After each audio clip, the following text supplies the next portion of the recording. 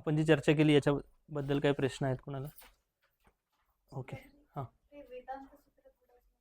हां, वेदांत सूत्र म्हणजे वेदांचा जो विस्तारित विषय आहे त्याला सूत्र रूपामध्ये छोट्याशा 2 किंवा 3 शब्दामध्ये जे सूत्र बनवलं जातं त्याला वेदांत सूत्र असं म्हणतात. उदाहरण सांगितलं मी तुम्हाला, अंगूर खट्टे है, एक म्हण झाली किंवा वाक्प्रचार झाला. याचा विस्तारित अर्थ एका स्टोरीशी जोडू शकतो, उदाहरणासही जोडू शकतो आपण वेगवेगळ्या क्षेत्रामध्ये. तर हे जसं वाक्प्रचार असतात तसं वेदांत सूत्र असतं. ठीक आहे. वेद म्हणजे ज्ञान, वेदांत म्हणजे वेदांचा अंत, वेदांचा सार म्हणजे वेदांचा. कशावर?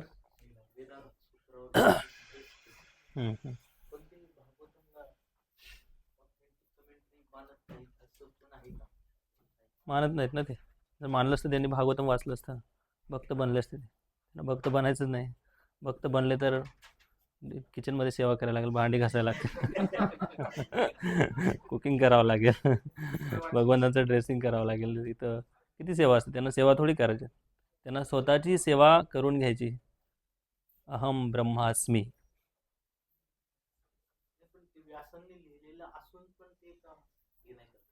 व्यासांपेक्षा त्यांना ते शंकराचार्यांना जास्त मानतात. नाही, स्पष्ट तसं म्हणलं नाही. ॲक्च्युली पूर्ण विषय हा जो विषय आहे ना समजून घ्यायला कमीत कमी अर्धा तास लागेल. पूर्ण शंकराचार्यांपासून चैतन्य महाप्रभूंपर्यंत सांगितलं का प्रभूजीने? हां हां, तर काय मतितार्थ होता शंकराचार्यांचा? शंकराचार्यांचं जीवन जे आहे, व्यक्तिगत जीवन जर पाहिलं तुम्ही तर किती सुंदर त्यांनी भक्तीचे अष्टकम लिहिले, जगन्नाथ अष्टकम लिहिले, जगन्नाथ अष्टकम, पांडुरंग अष्टकम, कृष्णाष्टकम लिहिलेलं आहे, गुरु अष्टकम आहे. भरपूर सुंदर त्यांनी गोपींच्या भावविभोर लीलेचं सुद्धा वर्णन केलेलं आहे. तर हा जो भाव आहे शंकराचार्यांचा, हा घेणं महत्त्वाचं आहे. पण त्या लोकांनी, चला नंतर करू याची चर्चा आपण, आपल्याला विषय पूर्ण करायचे आज. हां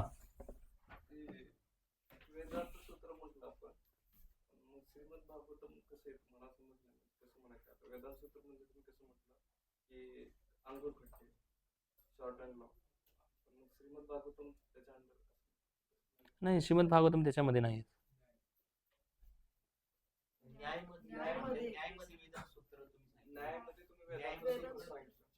न्यायमध्ये यासाठी वेदांत सूत्र जे आहे, वेदांचे सूत्र सिंपल भाषा आहे, समजते ना. वेदांमध्ये खूप विस्तारित विषयांची चर्चा केली. त्याला एक जसं दूध आहे, 4-5 लिटर दूध आहे, मग आता लोक रबडी बनवतात ना, किती रबडी बनते? 300-400 ग्राम रबडी बनत असेल. तसं मोठे विषय आहेत, त्याला कंडेन्स स्वरूपामध्ये एका 2-3 शब्दामध्ये दिले, याला वेदांत सूत्र असं म्हणतात. तर न्यायमध्ये मी हे यासाठी शेवटची जी गोष्ट काय सांगितली की श्रुतीचा सार ईशोपनिषद आहे, उपनिषद आहेत. मी सांगेल आता अजून दुसऱ्या उदाहरणामधून. स्मृतीचा सार पुराण आणि रामायण महाभारत, आणि न्यायाचा जो सार आहे श्रीमद भागवतम. असं काय आहे? कारण वेदांत सूत्रांमध्ये वेदांच्या आधारावर व्यासांनी सूत्र दिलेले आहेत. तर या सूत्रांपैकी सगळ्यात महत्त्वाचं सूत्र आहे श्रीमद भागवतम. पण ते वेदांचे सूत्र नाही श्रीमद भागवतम. श्रीमद भागवतम ही स्वाभाविक भाष्य आहे. भागवतम वेदांमध्ये येत नाही. मी तुम्हाला सांगेल आता एका उदाहरणावरून तुम्हाला स्पष्ट होऊन जाईल. एक तुम्हाला, माझं ड्रॉइंग माहिती नाही कसं समजेल तुम्हाला. एक ट्री आहे, झाड आहे, झाड समजलं ना, असं झाड आहे. मला ड्रॉइंग बिलकुल नाही चांगलं, तरी पण मी ट्राय करतो तुम्हाला. तर या झाडाला काय काय लागतं सांगा? हे आंब्याचं झाड आहे. आंब्याचं झाड आहे. आंबा, सांगा आंब्याचं झाडाला, किंवा कोणतंही झाड धरा, पण आंब्याचं नंतर उदाहरण येईल. झाडाला काय काय असतं सांगा? पानं असतात, पान, फूल, फळ. तर हे झाडावर सगळ्या गोष्टी असतात. तर आता श्रीमद भागवतमचा 1.1.3 सांगा. कल्पतरो गलितं फलं शुकमुखादमृतद्रव्यसंयुतं पिबत मुहुरहो रसिका भूमी भावक. हा, या श्लोकामध्ये असं सांगितलं की निगम कल्पतरोर गलितं फलम शुकमुखादमृतद्रव्य संयुतं पिबत भागवतम रसमालयम मुहुरहो रसिका भुवी भावक. तर संपूर्ण जे वृक्ष आहे, वृक्षाची तुलना वैदिक ज्ञानाशी केलेली आहे. वैदिक ज्ञानामध्ये सगळं ज्ञान येतं, वेदांचं सगळं जे जे काही ज्ञान आहे किंवा वेदांशी केलेली आहे. या झाडाला सुरुवातीला फूल लागतं ना, फळ लागायच्या अगोदर. फूल जे आहे हे खूप आकर्षक फूल असतं. तर फुलाची तुलना पुरुषार्थ जे आहेत, धर्म अर्थ काम मोक्ष, विशेष करून कर्मकांड, वेदांचा जो भाग आहे, कर्मकांडाशी केलेली आहे. का असं फुलाची उपमा जी आहे कर्मकांडाशी केलेली आहे? कारण कर्मकांड जे आहे खूप आकर्षक असतं. हा, यामी माम पुष्पिताम वाचा काय बोला बोला डिक्शनरी. ठीक आहे, त्या श्लोकावर नंतर येऊ. तर वेदांचा जो भाग आहे कर्मकांड, कर्मकांड आकर्षक आहे. कुणासाठी आकर्षक आहे कर्मकांड? विशेष करून जे प्राकृतिक 3 गुणांमध्ये विशेषतः रजोगुणी जे लोक आहेत, रजोगुणी लोकांसाठी कर्मकांड उपासना आहे ना, खूप त्यांना आकर्षित करते. का आकर्षित करते? कारण त्यांना रजोगुणाचा एक सगळ्यात मोठा प्रभाव आहे की त्वरित फलप्राप्तीची इच्छा असते त्यांची. त्वरित कुठल्याही गोष्टीचं लगेच त्यांना फळ पाहिजे असतं. म्हणून या कर्मकांडामध्ये अशा विधींचं वर्णन केलेलं आहे की त्या विधींचं पालन केल्यानंतर त्या माणसाला फळ मिळेल, 100% फळ मिळेल, अशी त्यांची धारणा असते. उदाहरणार्थ, नवरात्रीमध्ये 7 दिवस बिना चप्पलचं राहायचं. तुम्ही किती जणांनी केलं असं? कधी कधी एकदम देवीदेवतांना आपली इच्छा पूर्ण होण्यासाठी खूप कठोर व्रताचं पालन करतात, आणि या सगळ्या व्रतवैकल्यांचं पालन वर्णन कर्मकांडामध्ये केलेलं आहे. आणि त्यांना फलप्राप्ती पाहिजे असल्यामुळे ते लोक कर्मकांडाकडे आकर्षित होतात. आणि हे कर्मकांड जी विधी आहे खूप आकर्षक आहे, कारण त्यांची इच्छा पूर्ण होतात ना याच्या माध्यमातून. एक सोपं उदाहरण सांगतो. तुम्ही खरेदी करायला जात असाल मॉलमध्ये, कधी गेलात? मॉलमध्ये तुम्हाला काहीतरी वस्तू घ्यायची असेल, समजा काहीतरी एक इलेक्ट्रॉनिक्स गॅजेट घ्यायचं आहे, तर एक वस्तू घ्यायला जातो आपण, पण जेव्हा जाता येता पाहतो हा डिस्काउंट चालू आहे, तो सेल चालू आहे, हा बंपर सेल चालू आहे, तर येता येता 2-3 वस्तू सहज खरेदी करून आणतो की नाही? सगळ्यांचा अनुभव आहे. तसं या वैदिक ज्ञानामध्ये जेव्हा तुम्ही फिरता तेव्हा कर्मकांड हा जो सेक्शन येतो, या कर्मकांड सेक्शनमध्ये जर रजोगुण प्रधान आपली मनस्थिती असेल, मानसिकता असेल, तर तुम्ही कर्मकांडाकडे आकर्षित होणार 100%. म्हणून कितीतरी लोक भक्ती मार्गात येऊन सुद्धा त्यांच्या अपेक्षा असतात, इच्छा पूर्ण करण्याची इच्छा असते, पण इथं वैष्णव धर्मामध्ये इच्छांची काही असं फार मोठं चर्चा होत नाही. याच्या व्यतिरिक्त तुम्ही रेकॉर्डिंग होते स्वामी समर्थमध्ये जाऊन या, किती त्यांचं मंत्रपठन करा, श्लोक पठन करा, हे करा. त्याच्यानंतर फुलानंतर फळ लागतं की नाही? फळ, फुलाचंच फळ बनतं, पण हे फळ कसं आहे? कच्चं आहे. तर कच्च्या फळाची तुलना उपनिषदांशी केलेली आहे.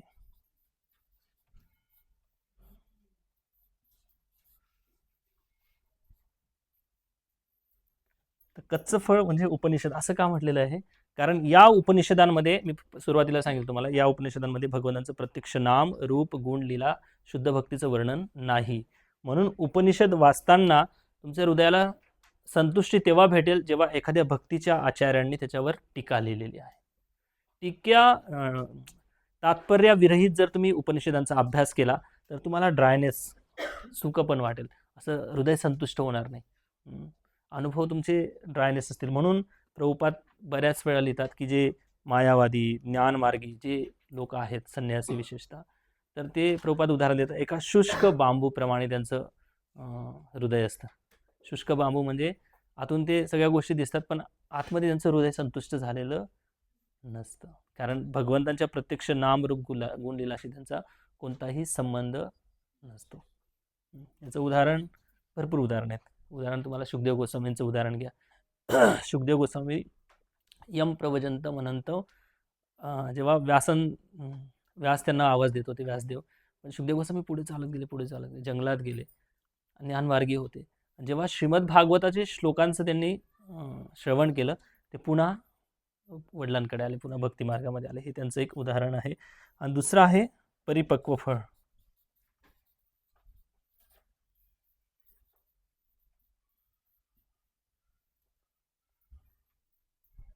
परिपक्व फळ कोणतं आहे?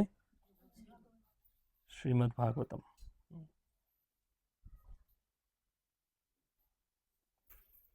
तर हा वैदिक ज्ञानाचा अशा प्रकारे वर्णन केलेलं आहे. ठीक आहे. आणि हे परिपक्व फळ म्हणून भागवतमच्या 3ऱ्या श्लोकामध्ये वर्णन केले. निगम कल्पतरोर्गलितम फलम शुक मुखादमृत द्रव्य संमित.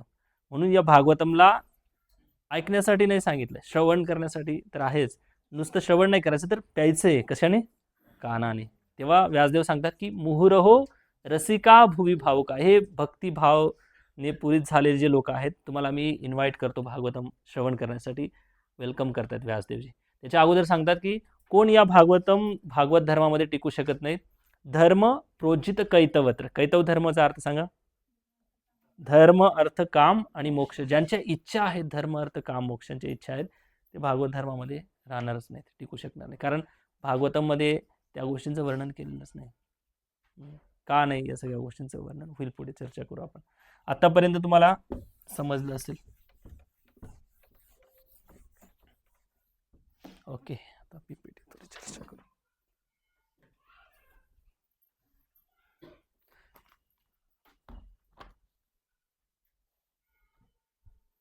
आता प्रभुपादांनी एक प्रश्नाचं उत्तर राहिलं की मग भक्ती रसामृत सिंधू, उपदेशामृत आणि भगवद्गीता हे सगळे भक्तीचे ग्रंथ आहेत. तर उपनिषद तर भक्तीचा ग्रंथ नाही उपनिषदांमध्ये, तरी पण अभ्यासक्रमामध्ये का प्रभुपादांनी ॲड केलं? ॲड यासाठी केलं, एक तुम्हाला उदाहरण सांगतो.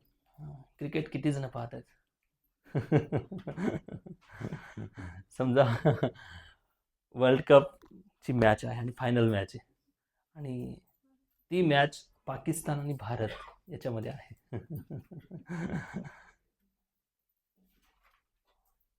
आणि ती मॅच पाकिस्तानमध्ये आहे, भारतामध्ये नाही.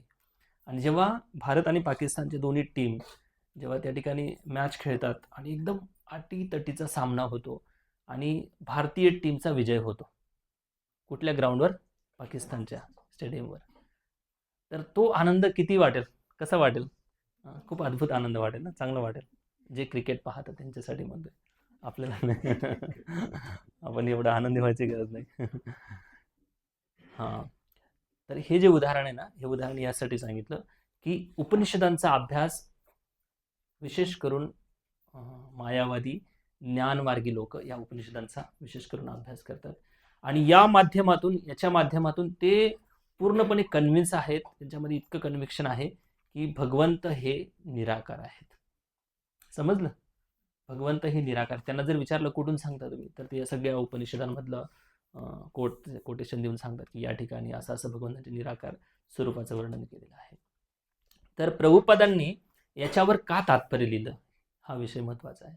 प्रभुपादांनी याच्यावर तात्पर्य यासाठी लिहिलं की त्याच मायावादी, त्याच ज्ञानमार्गी लोकांचं पुस्तक घेऊन प्रभुपादांनी भक्तीच्या दृष्टीने भगवंत कसे साकार आहेत, भगवंत कसे साकार स्वरूप आहे आणि भगवंताची भक्ती का केली पाहिजे, त्यांचाच ग्रंथ घेऊन त्यांना हरवलेलं आहे. जसं भारतीय टीम पाकिस्तानमध्ये जाऊन पाकिस्तानच्या टीमला हरवते, समजलं? तसं प्रभुपादांनी मायावादी लोकांना त्यांचंच ग्रंथ घेऊन याच ग्रंथाचा भक्तीच्या दृष्टीने व्याख्या करून त्यांचं मतांचं खंडन केलेलं आहे. तर तो ग्रंथामध्ये ईशोपनिषद आपल्यासाठी का महत्त्वाचा आहे? कारण तत्व, कोणता श्लोक आहे? ना करे आलस यहा लागे कृष्णामे सूत्र, सिद्धांत बलिया चित्ते. सिद्धांत बलिया चित्ते. सिद्धांत समजण्यासाठी प्रत्येक भक्ताने उत्साही असलं पाहिजे. आणि भक्ती शास्त्री हा जो कोर्स आहे, हा कोर्स सिद्धांत प्लस भक्ती या गोष्टींचा समन्वय आहे. म्हणून जोपर्यंत सिद्धांत पक्का होत नाही तर तुम्ही दुसऱ्यांना भक्तीसाठी स्वतः पण आणि दुसऱ्यांना पटवण्यासाठी पण तुम्ही टिकू शकणार नाही लोकांसमोर. त्यामुळे सिद्धांत पक्का होण्यासाठी प्रभुपादांनी हा ग्रंथाचा भक्तिशास्त्री या कोर्समध्ये ऍड केलेला आहे. ओके.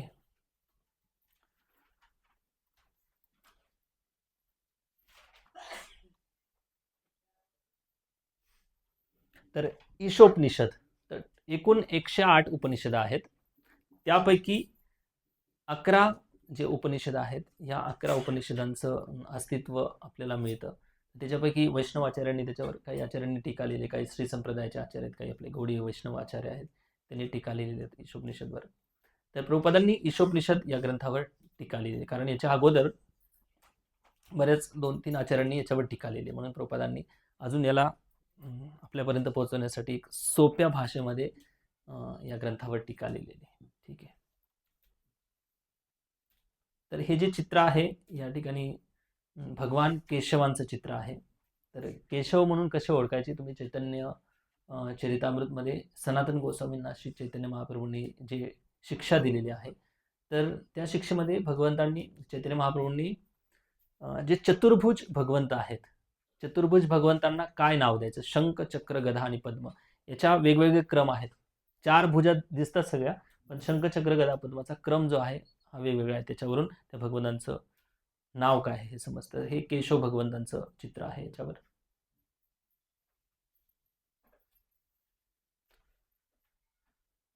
तर उपनिषद या शब्दाचा अर्थ आहे की उप म्हणजे जवळ, नि म्हणजे खाली, आणि शद म्हणजे बसणे. कुणाजवळ जाऊन बसायचं, गुरूंच्या जवळ जाऊन उपनिषदांचा अभ्यास करायचा आहे. तर यजुर्वेदामध्ये जी यज्ञ संहिता आहे त्याचा जो 40वा अध्याय आहे, त्यामध्ये उपनिषदांचं, विशेषतः ईश उपनिषदांचं वर्णन केलेलं आहे. कारण उपनिषदांचं ज्ञान जे आहे गुरूंच्या जवळ गेल्यानंतरच प्राप्त होतं, आणि गुरूंच्या जवळ जाणे म्हणजे काय, विनम्रता महत्वाची आहे. तद्विद्धी प्रणिपातेन परिप्रश्नेन सेवया उपदेक्षन्ति ते ज्ञानम ज्ञानेनच तत्त्वदर्शिना. हा कितव्या अध्यायाचा श्लोक आहे, नंबर 34. Very good. 4.34 हा श्लोक आहे. याच्या अगोदर असं भगवंत का म्हणाले की गुरूंच्याकडे जा, कारण याच्या अगोदर भगवंतांना हे सांगायचं होतं की जर तुला भगवत साक्षात्कार करायचं असेल, परम सत्याचा साक्षात्कार करायचं असेल, तर गुरूंच्या जवळ जाणं फार महत्वाचं आहे. आणि गुरु तुम्हाला या ज्ञानाचा उपदेश करतील, आणि तेव्हा हे दिव्य ज्ञान तुमच्या हृदयामध्ये स्थापित होईल.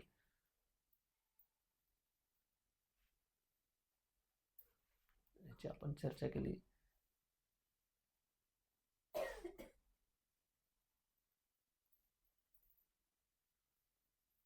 तर हे कर्मकांड आहे. या प्रकारे जे आपण कर्मकांडाची विशेष करून चर्चा केली. भौतिक सुख सुविधा जे आहेत त्या प्राप्त करण्यासाठी वेगवेगळे देवी देवतांचे विभाग आहेत, तर त्यांच्याकडे जाऊन तुम्ही कामना तृप्ती करू शकता, असं वेद वर्णन करून सांगतात.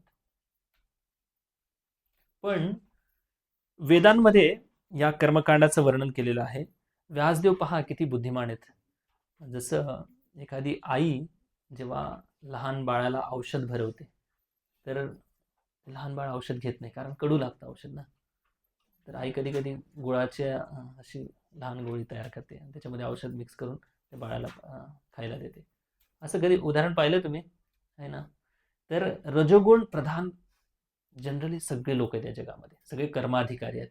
तर यांचं चित्त भौतिक कामना तृप्तीमध्ये आसक्त झालेलं आहे. तर अशा लोकांना भक्ती पण द्यायची, यांचं कल्याण पण करायचं. मग व्यासदेवांनी जेव्हा ही कर्मकांड प्रक्रिया, देवी देवतांची उपासनाची प्रक्रिया जेव्हा वेदांमध्ये वर्णन केलेली, तर त्यामध्ये व्यासदेवांनी जाणून बुजून भगवंतांच्या काही काही नामांचं वर्णन केलेलं आहे. आणि जेव्हा तुम्ही कर्मकांड जरी यज्ञ करत असाल, त्याच्यामध्ये शेवटी त्यांनी संकीर्तन हा विधी सांगितलेला आहे. का संकीर्तन विधी सांगितलं आहे, संकीर्तन केल्यानंतरच त्या यज्ञाला परिपूर्णता प्राप्त होईल.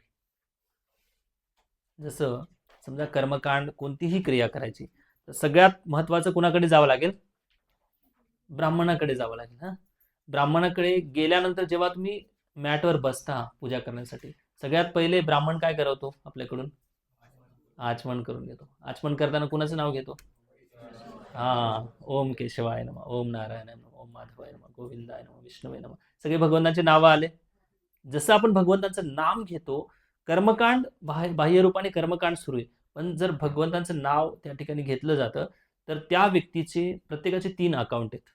एक पाप कर्माचं अकाउंट, दुसरं पुण्य कर्माचं अकाउंट आणि तिसरं भक्तीचं अकाउंट. भक्तीमध्ये एक आहे ज्ञात सुकृती, दुसरी आहे अज्ञात सुकृती.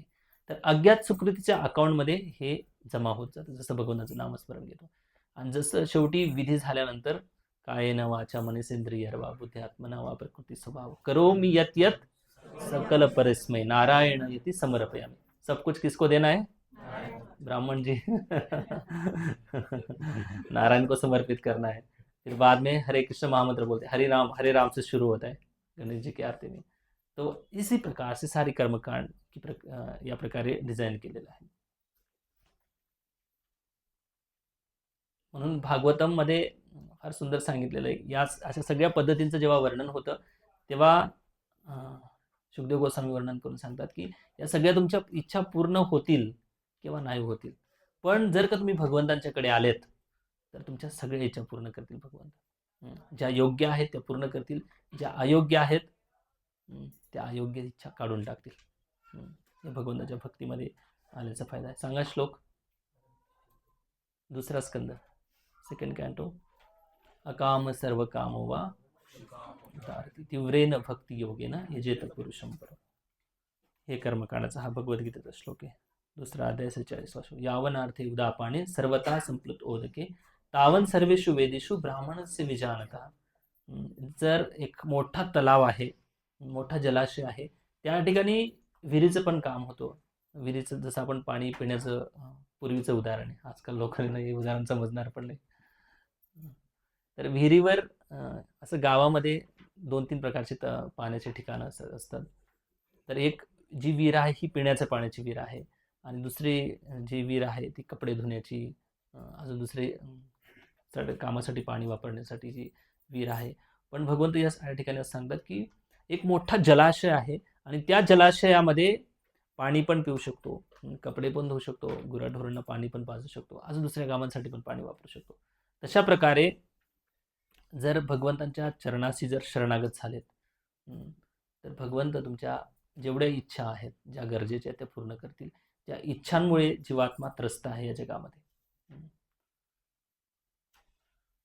कामना तृप्तीसाठी. का कामना तृप्तीसाठी जातात? कारण गुणांचा प्रभाव प्रचंड आहे. म्हणून भगवंत सांगतात की त्रैगुण्य विषया वेदा निस्त्रैगुण्य भवा अर्जुना निद्वंद्वो नित्यसत्त्व योगक्षेमा. या 3 गुणांच्या पलीकडे भगवंत जाण्यासाठी सांगतायत. 3 गुण कोणते आहेत? सत्वगुण, रजोगुण आणि तमोगुण. या 3ही गुणांच्या पलीकडे भगवंत का जाण्यासाठी सांगतात?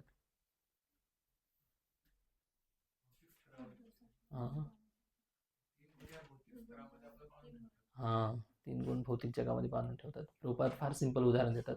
समजा एखादा तुमचा मित्र आहे आणि तो मित्र काही अपराधामुळे जेलमध्ये बंद झालेला आहे, तुरुंगामध्ये आहे आणि त्याला तुम्ही काय तुरुंगामध्ये जाऊन त्यांना सुखसुविधा देणार त्याच्यासाठी ते चांगलं आहे की ते तुरुंगामधून बाहेर काढण्यासाठी प्रयत्न करणार? बाहेर काढण्यासाठी प्रयत्न. हा सोपा आणि त्याच्यासाठी कल्याणाचा मार्ग आहे. म्हणून प्रभुपाद सांगतात की हे जे 3 गुण आहेत, एक आहे सोन्याची बेडी, दुसरा आहे चांदीची बेडी आणि तिसरी आहे लोखंडाची बेडी. तर कोणती बेडी चांगली? कोणती चांगली ना? सोन्याची चांगली ना. सोन्याची चांगली म्हणजे काय? या जगामध्ये मला चांगला जॉब आहे, चांगलं पॅकेज आहे, इतके फॉलोवर्स आहेत, इतके लोक मला ओळखतात, एवढी प्रतिष्ठा आहे, मी असा आहे तसा आहे. ही सोन्याची बेडी. हेच तर लोक या जगातले प्राप्त करण्यासाठी संघर्ष करतात ना रात्रंदिवस. हेच तर पाहिजे लोकांना. तर ही सोन्याची बेडी, हे बंधन आहे. म्हणून लोक म्हणतात ना हा लकी मनुष्य आहे, त्याच्या जीवनामध्ये सगळ्या गोष्टी. तर हे लक नाहीये, हे भाग्य नाहीये. भाग्य म्हणजे काय? ज्या दिवशी जीवनामध्ये गुरु आणि कृष्ण प्रवेश करतील तेव्हा भाग्याचा उदय होतो. हे तर पूर्वजीवनाच्या पुण्यकर्मानुसार ज्या ज्या वेळेस फळ परिपक्व होईल कर्माचं तेव्हा तुम्हाला सगळ्या गोष्टी भेटत जाणार आहेत. दुःख आणि सुख हे सगळं भेटणार आहे. हे भाग्यदय नाही, हे ऑलरेडी तुमचं सगळं पूर्ववत डिसाईड झालेलं आहे, ठरलेलं आहे सगळ्या गोष्टी. हा, बोला, प्रश्न विचारू शकता, आपलं चालूच राहणार. मी बोलो ना, कधी पण प्रश्न विचारा, हरकत नाही. विंडो ओपन आहे.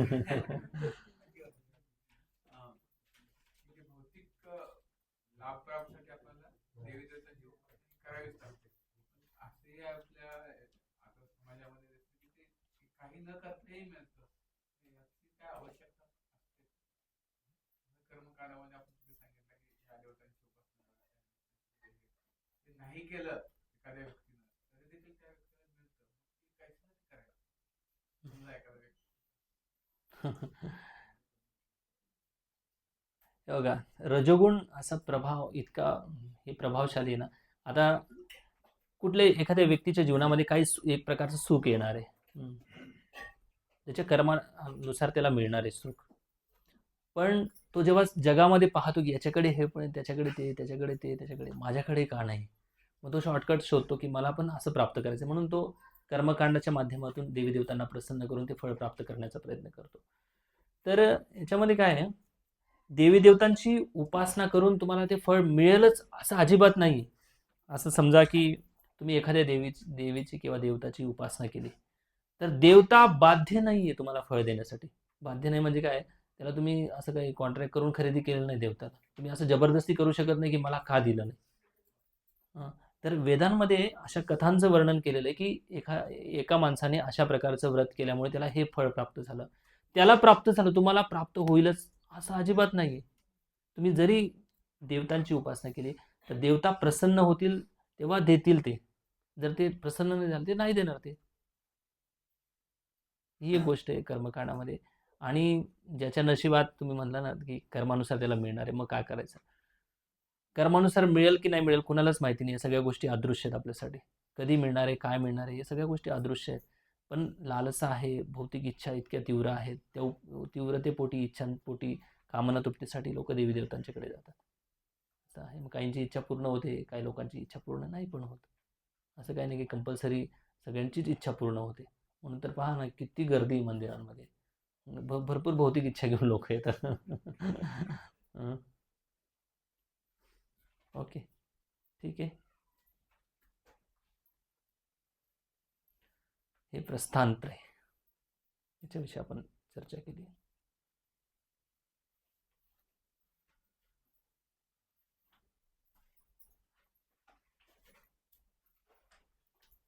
याची चर्चा आपण पुढच्या 1 किंवा 2 मंत्रामध्ये होईल.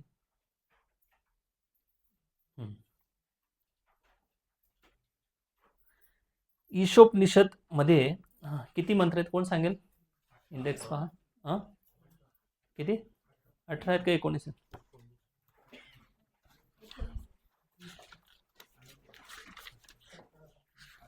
18 आहेत. Very good. 18 मंत्र आहेत.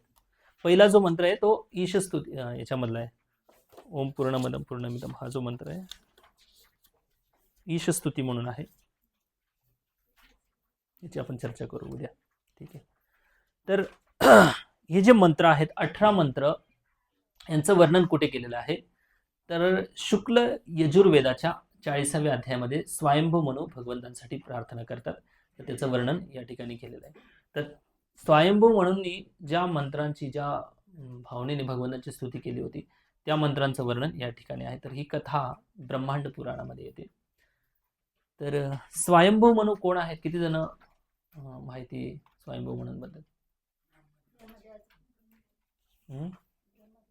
ब्रह्मदेवाचे पुत्र. हा, बोर्डवर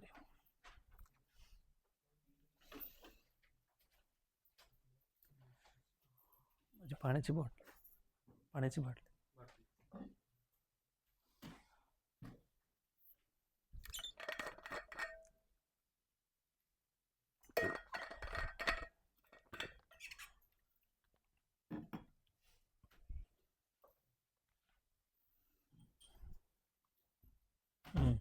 तर श्रीमद भागवतमच्या आवाज येतो सर्वांना? तिसरा स्कंद 21वा अध्याय 1, 2, 3, 4, 5 या श्लोकांमध्ये विदुरजी आणि मैत्रेय मुनी यांचा संवाद येतो. तर विदुरजी मैत्रेय मुनींना काही प्रश्न विचारतात.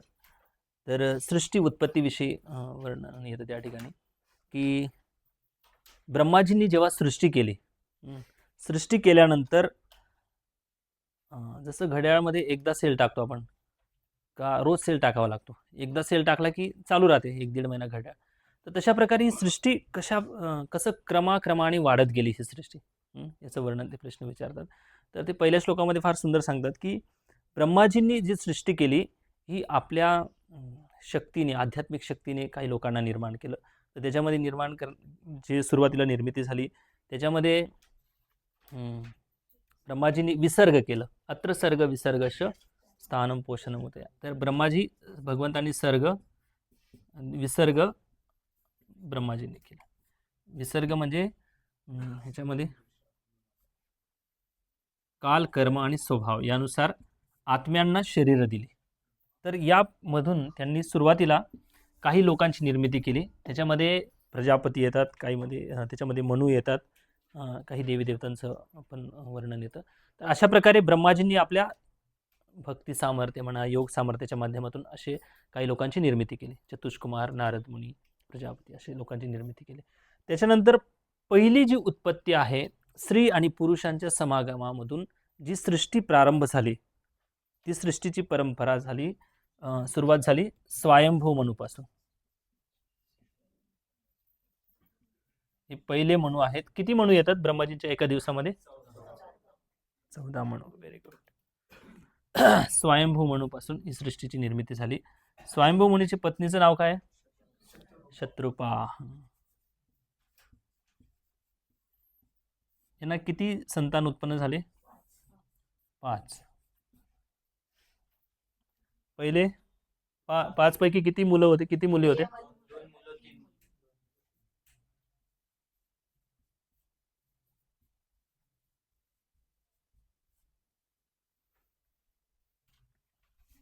2 पुत्रांचं नाव सांगा.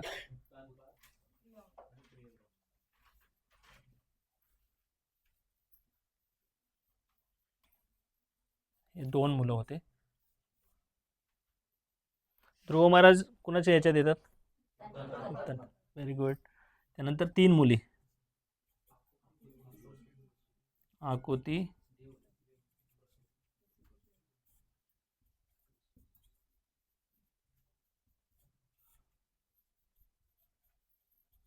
छान. तुम्ही पूर्वजांचं नाव लक्षात ठेवलं. कोण म्हणतं? डार्विन म्हणतो माकडापासून मनुष्य आला. आकुतीचा विवाह कोणाशी झाला?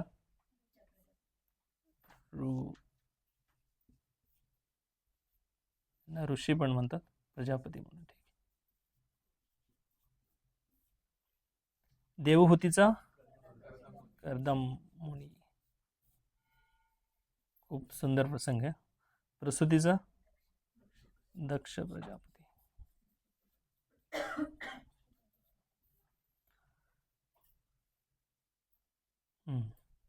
तर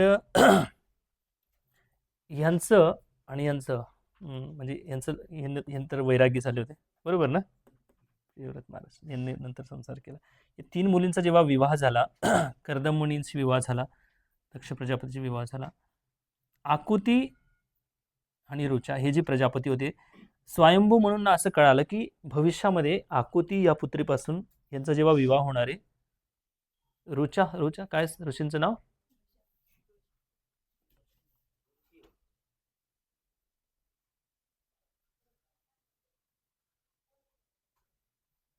रुची. तर यांना समजलं की साक्षात भगवंत यांच्या पोटी जन्म घेणार आहेत, आणि त्या भगवंतांचं नाव आहे यज्ञ भगवंत. नंतर हे इंद्राचं पद पण सांभाळतात, भागवतामध्ये वर्णन केलं. तर स्वयंभू म्हणून ना भगवंतांचं एवढं आकर्षण झालं की ते विवाहाच्या वेळेस असं बोलणं ठरवतात की जेव्हा पुत्र जन्माला येईल तेव्हा तुम्ही मला काय म्हणतात, दत्तक, मराठीमध्ये दत्तक दत्तक म्हणतात, तर मला परत दत्तक म्हणून तो मुलगा द्या. तर हे पण मान्य करतात, आणि म्हणजे यांचा विवाह होतो. पहिले आकुती मुलीपासून यज्ञ भगवंतांचा जन्म होतो. नंतर ते यांना दत्तक म्हणून घेतात. आणि जेव्हा हे आपण प्रसंग, तो प्रियव्रत महाराजांचा प्रसंग, या सगळ्या गोष्टी घडल्यानंतर कर्दम मुनीपासून कपिल देवजी येतात, भगवंत कपिल देव, आणि प्रजापतीपासून हे नंतर प्रसंग येतो. तर जेव्हा हे वय होतं यांचं, दोन्ही म्हातारे होतात, शत्रुपा आणि स्वयंभू म्हणून, तेव्हा हे आपल्या मुलांना राज्य देतात आणि जंगलामध्ये तपस्या करण्यासाठी निघून जातात. आणि तिकडे गेल्यानंतर ते रोज नियमितपणे स्नान आदी करून भगवंतांचे आराधना पूजा अर्चना करत होते. त्यावेळेस अचानकपणे राक्षसांचं यांच्यावर आक्रमण होतं. कुणावर? स्वयंभू म्हणून आणि शत्रुपा राक्षस आक्रमण करतात आणि यांना खाण्यासाठी ते प्रयत्न करतात. तेव्हा स्वयंभू म्हणून भगवान यज्ञाची उपासना करतात, त्यांना पुकारतात, त्यांना प्रार्थना करतात.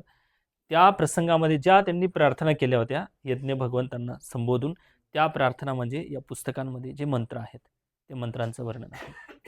ओके, हां, ईश उपनिषद, या ईश उपनिषद.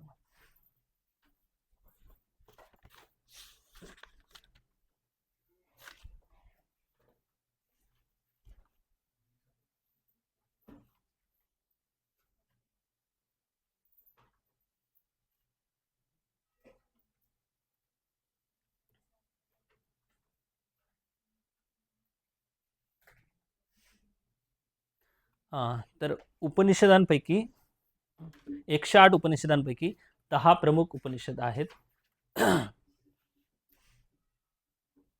आणि श्वेताश्वतर उपनिषद म्हणून एक 11वं उपनिषद आहे. तर प्रभुपाद, जेव्हा तुम्ही प्रभुपादांचे ग्रंथ वाचाल तेव्हा तात्पर्यामध्ये प्रभुपादजी बऱ्याच वेळा या उपनिषदांचं वर्णन करतात. कधी केन उपनिषदातलं एखादी गोष्ट सांगतात, कठ उपनिषदातलं, मुंडक उपनिषदातलं, अशा प्रकारे प्रभुपादजी कोटेशन देऊन.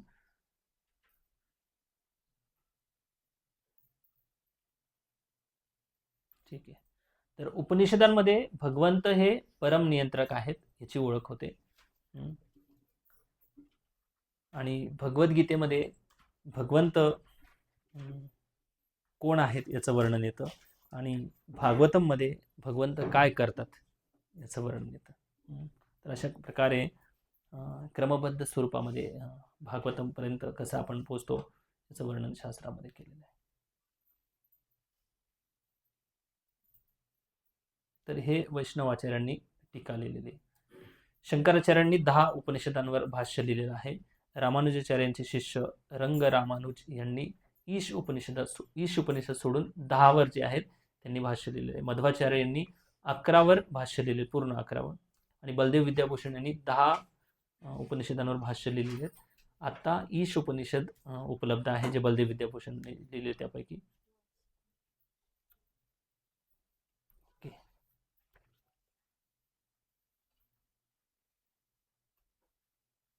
हे पुस्तक जे आहे इस्कॉनच्या अधिकृतेला प्रमाणित करतं. म्हणजे काय?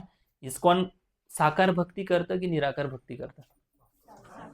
हां, साकार भक्ती करतं. याचा अर्थ निराकाराचं अस्तित्व अमान्य करतं का? तुम्ही नका बोलू. कसं?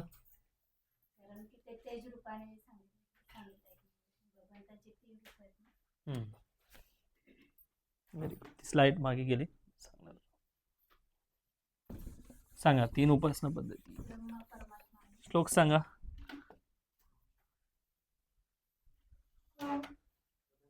वदंती. वदंती वदंती म्हणजे बोलणे. कोणी बोललेले?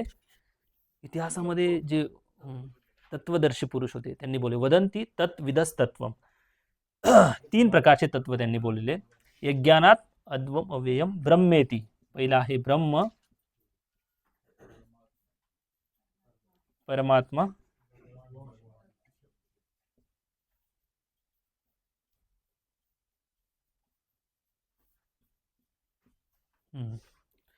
ब्रह्म, परमात्मा आणि भगवान. ब्रह्म म्हणजे काय? सांगा, ब्रह्म म्हणजे काय? आपण कसं समजून घेतो ब्रह्म म्हणजे काय?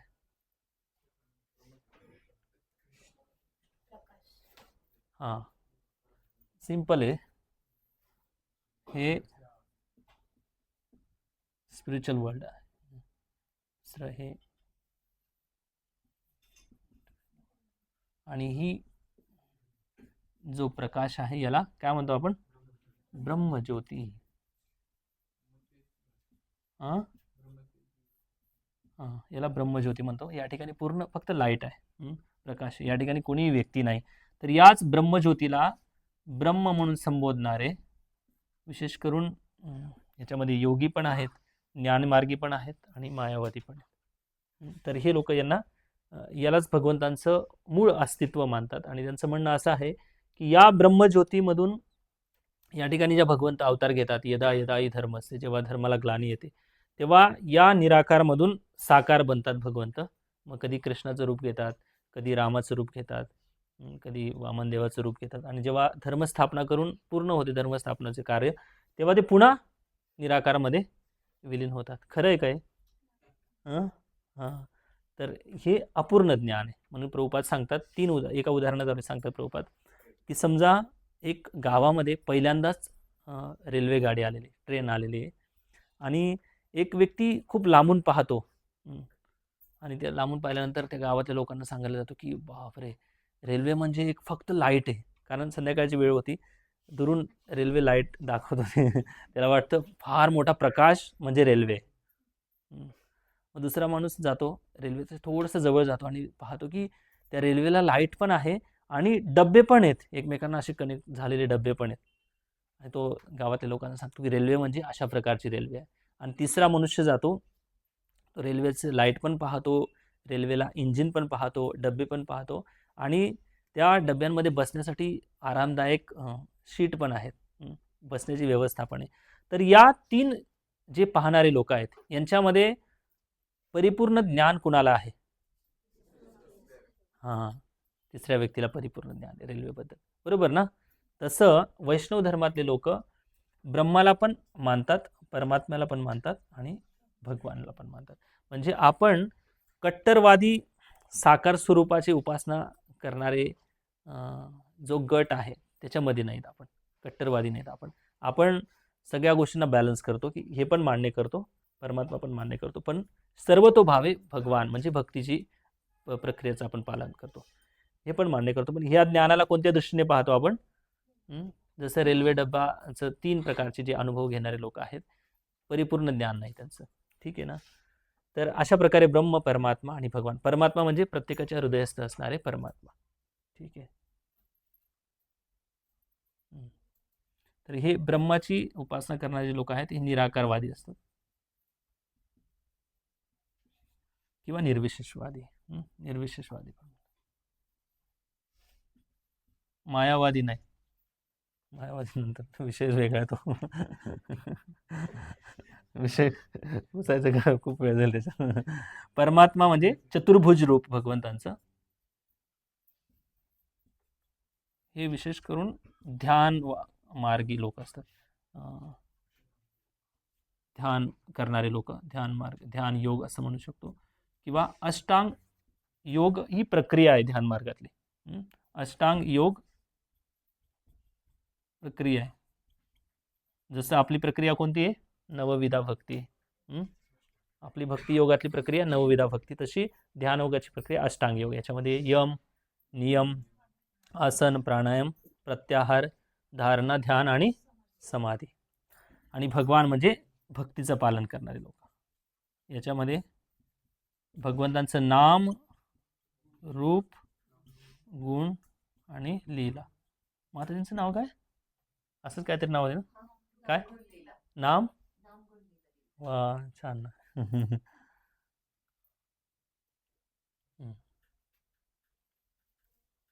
ओके, समजलं हा विषय. तर हा जो ग्रंथ आहे इस्कॉन कसं अधिकृत पूर्ण शास्त्रावर आधारित आहे याच्यावरून स्पष्ट होतं. म्हणून श्रील प्रभुपादांनी याच्यावर भाष्य लिहिलेलं आहे.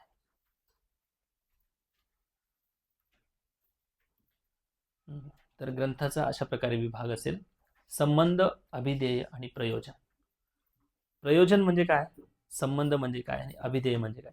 तुम्ही नाही बोलायचं. येलो बॅच बोला. संबंध म्हणजे काय, अभिधेय म्हणजे काय आणि प्रयोजन म्हणजे काय?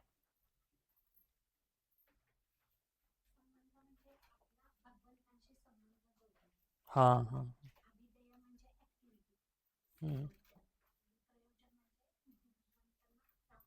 हां, व्हेरी गुड.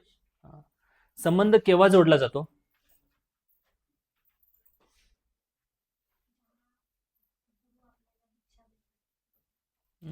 ठीक. संबंध का जोडावासा वाटतो? कधी अशी इच्छा होते की संबंध जोडायला पाहिजे भगवंतांशी? श्रद्धा कधी उत्पन्न होते? व्हेरी गुड, ऐकल्यानंतर. जेव्हा ज्ञान प्राप्त करतो आपण, समजा दोन एक मुलगा आहे आणि एक मुलगी आहे, त्यांचा लग्नाचा संबंध जोडायचा आहे, तर एकमेकांना काय शेअर करतात पहिले? बायोडाटा शेअर करतात. त्याच्यामध्ये लिहिलेलं नाव, गाव, शिकलेले, पैसा, पॅकेज सगळं लिहिलेलं असतं. पण कॅरेक्टर कसं हे नाही लिहिलेलं. हे लिहित नाही लोक. ठीक आहे, तो विषय नाही. मला हे म्हणायचं आहे की जेव्हा विवाह होतो, विवाह व्हायच्या अगोदर एकमेकांचं बद्दल बेसिक नॉलेजची चर्चा केली जाते, एकमेकांच्या बद्दल माहिती काढली जाते. तर ती जी माहिती आहे वैदिक शास्त्रामध्ये दिलेली की भगवंत कसे सुंदर आहेत, ज्या सुंदरतेच्या तपासामध्ये आपण शोधण्यामध्ये अनेक जन्म वाया घातलेले आहेत. भगवंत किती सुंदर आहेत त्याचं वर्णन शास्त्रामध्ये केलेलं आहे. भगवंत किती प्रोटेक्शन करणारे आहेत. आपण रक्षणासाठी किती किती लोकांचे कॉन्टॅक्ट नंबर ठेवतो, इमर्जन्सी यांना फोन केला जाईल, ते मला मदत करतील. पण कोणी आजकाल जन्ममृत्यूच्या चक्रामधून काढलेलं नाही. तर याच्यामधून उद्धार करण्यासाठी एकमात्र भगवंत आहे. जेव्हा अशा भगवंतांच्या चरित्राचं, गुणांचं जेव्हा आपण वर्णन ऐकू, तेव्हा त्यांच्याकडे आपलं चित्त आकर्षित होतं आणि मग तेव्हा संबंध जोडण्याची इच्छा होते. जेव्हा संबंध जोडला जातो, संबंध जोडल्यानंतर आता झालं अभिधेय. अभिधेय म्हणजे आता संबंध जोडल्यानंतर त्या व्यक्तीला प्राप्त करायचे ना, आहे ना. एखादा आकर्षक व्यक्ती जर आपल्या माहिती झालं की त्यांना प्राप्त करायचंय, तर त्यांना प्राप्त करण्याची पद्धती काय आहे? तर पद्धती म्हणजे अभिधेय. तर अभिधेय म्हणजे भगवंतांची भक्ती करणे, आणि भक्ती केल्यानंतर प्रयोजन आहे भगवत प्राप्ती करणे, भगवत धामात जाणे. भगवत धामात जाऊन काय करायचंय? जे अभिधेयमध्ये करत होतो, साधना जी करत होतो, तीच साध्य झाल्यावर तिकडे शुद्ध भक्ती करायची. म्हणून भक्ती मार्गामध्ये साध्य आणि साधन एकच आहे. फक्त साधना भक्तीच्या स्तरावर आपल्याला काय नसते? रुची नसते, आवड नसते. बलोत्पादिका भक्ती आपण फोर्सफुली याला ट्राय करत राहतो गुरूंच्या आदेशानुसार. जेव्हा त्याच्यामध्ये रुची निर्माण होते, तीच रुची घेऊन जेव्हा भगवत धामात जातो, तेव्हा त्याला प्रयोजन म्हणतात, भगवत प्राप्तीला प्रयोजन म्हणतात. ओके, हरे कृष्णा. जय श्री प्रभुपाद की जय, ईशोपनिषद की जय. काय प्रश्न आहेत कोणाचे?